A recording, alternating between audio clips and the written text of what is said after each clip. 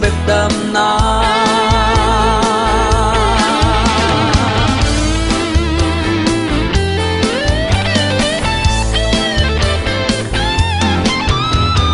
Sang tâu te đam gió lộc nu Giêsu khép cung vanaya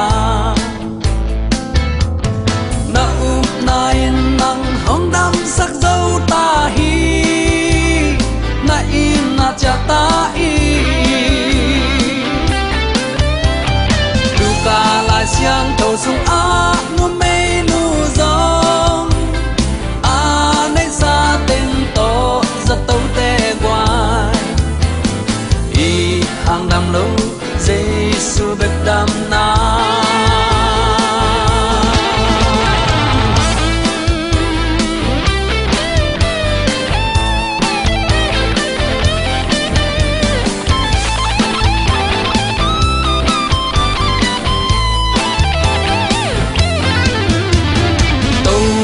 Zato